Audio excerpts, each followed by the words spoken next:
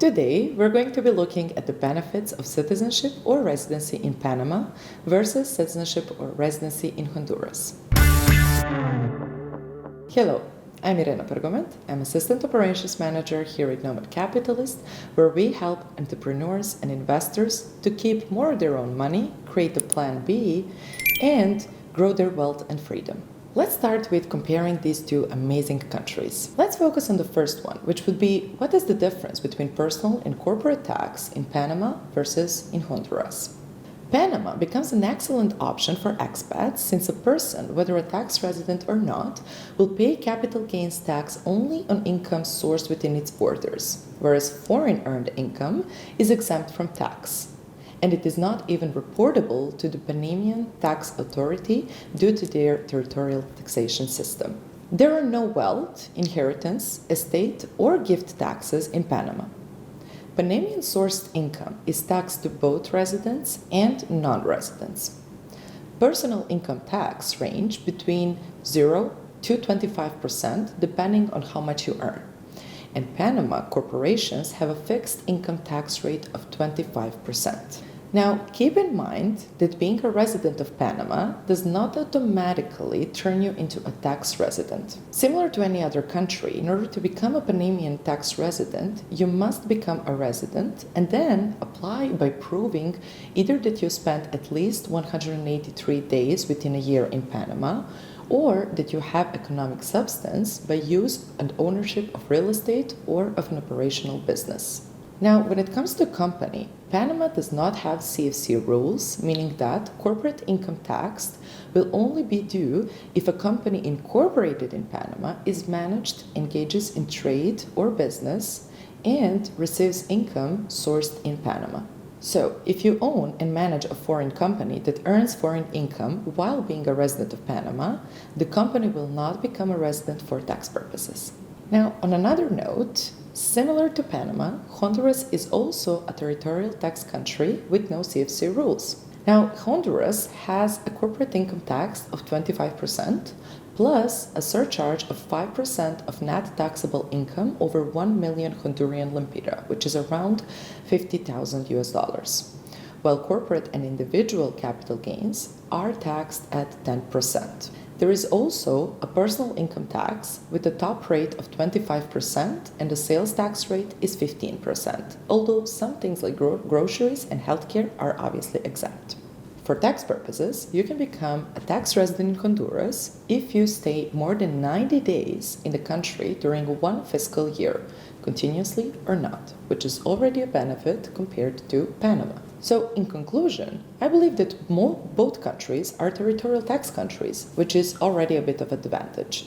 However, in this first round, I will have to declare Honduras as a winner because you will only become a tax resident there after spending 90 days compared to Panama, where you have to spend 183 days there. Now, let's talk about the freedom to travel and to explore the world. Panama currently grants the holders access to 136 countries, out of which 86 are visa-free, including Russia and the Schengen area, 47 requires an e-visa or visa on arrival, 3 require pre-enrollment, and 62 require an actual visa. Panama has one of the largest varieties of residence programs out there.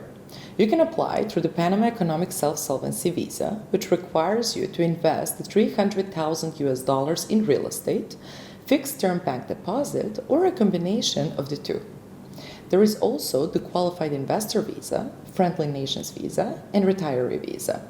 Out of all the residency that I mentioned previously, the Qualified Investor Visa and Retiree Visa grant permanent residency within only 30 days of making the investment. While, for example, Friendly Nations Visa, Economic Self-Solvency Visa, and Business Investors Visa give applicants a temporary residency permit that is valid for 2 or 3 years, with the option to apply for permanent residency afterwards. When it comes to citizenship, you can submit it after having residence in Panama for at least 5 to 7 years. Now, while Panama is a country that facilitates obtaining residency, obtaining citizenship can be much more complicated. Technically, you and your family can apply for Panama citizenship after being residents for 5 to 7 years. In reality, many people have not been able to get it even after living there for 15 years, mainly for the bureaucracy and the amount of government entities involved, such as the Ministry of Government and Justice, the Ministry of Public Services, and other governmental offices. Furthermore, one disadvantage of Panamanian Passport is that Panama does not allow dual citizenship, meaning that you would have to renounce other citizenships in order to get this one. Now, on another hand, Honduras passport grants the holders access to 129 countries, out of which 82 are visa-free, including the Schengen area, 44 require an e-visa or visa on arrival, 3 require pre-enrollment, and 69 require an actual visa. Residency in Honduras can be obtained in different ways, depending on what suits you the best. So, for instance, you can apply if you receive a stable monthly rental income, either through rent derived from investments of at least $2,500 or through a pension of at least $1,500. The same applies to the permits given to investors who are willing to contribute $50,000 to an operational goods and services businesses and an additional $5,000 in a certificate of deposit that is renewed on a yearly basis. Either way, the residence card needs to be renewed every year, and you're required to spend some time there during each year. In order to become a citizen, there are different laws that apply depending on your current nationality. For example, let's say that you're a US citizen. You can become naturalized after being a resident in Honduras for only 1 year, and you will be allowed dual citizenship. Central Americans can also apply after being residents for 1 year, while if you're coming from Spain, for example, you can apply after 2 and any other country after 3 years of residency. But only those who come from countries that have a dual nationality treaty with Honduras will be allowed to keep the 2 citizenships. Now, we will just quickly compare the visa-free travel. So, unlike Honduras, the Panama Passport gives visa-free access to Antigua and Barbuda, Bolivia, Belarus, Qatar, Ukraine, Vietnam, South Africa, St. Lucia, Mexico, Jamaica, and Guyana. Now, unlike Panama passports, Honduras gives visa-free travel to UAE, Tunisia, Taiwan, Senegal, Japan, Haiti, and Gambia. So, in this second round, where we compared the visa-free travel access and how strong the passport is, Honduras offers less visa-free travel countries. However, Panama does not allow dual citizenship, so in my opinion, I would pick Honduras as a winner. And the final and the third aspect that we are going to contrast today is the cost of living and lifestyle. Panama offers a strong banking structure, warm weather, high-end hotels, shopping centers, and lots of investment opportunities for many different markets. Even though English is not the official language, it is very widely spoken.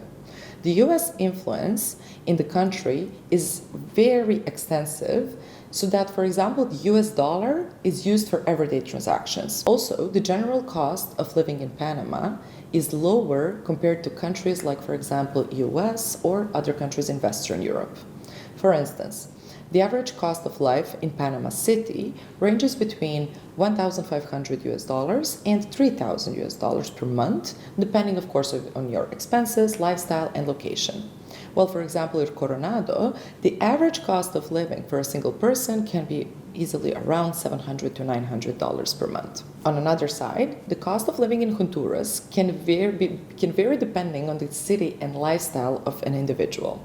In general, the average cost of living ranges from $500 to $1,500 per month for housing, food, transportation, and utilities. So it is an attractive destination for expats because of course, the budget. You can find different natural landscapes and many outdoor sports and activities like hiking and surfing and so on. Honduras also has a well-developed healthcare system with modern hospitals and qualified medical professionalists available in major cities. Now, for Honduras, the cultural heritage is a mixture of Spanish and African influences. That is why it makes it so interesting. Locals are known for their hospitality and welcome nature, but Honduras is still a growing economy. Not too well known for Western influence, and business presence compared to Panama, but definitely full of job and investment opportunities. One possible disadvantage of Honduras can be that English language is spoken, however, and compared to Panama, not as much, and they do most transactions in their local currency, the lempira. However, if you obtain a Honduran passport just for the sake of visa-free access and you're not planning to live there, lifestyle disadvantages will not bother you that much. So in this third round, we'll declare Panama as the winner as it is more oriented towards foreigners. Now the overall score declares Honduras a winner. However, at the end of the day, it really depends on what your goals are. If you're only looking for a residency, our professional recommendation among the two would be Panama. But if you're looking for a passport or a more on-the-budget solution with a minimal physical presence, maybe Honduras would be a better option. Thank you for watching, and if you need any help with choosing between these two options, please feel free to visit our nomadcapitalist.com website.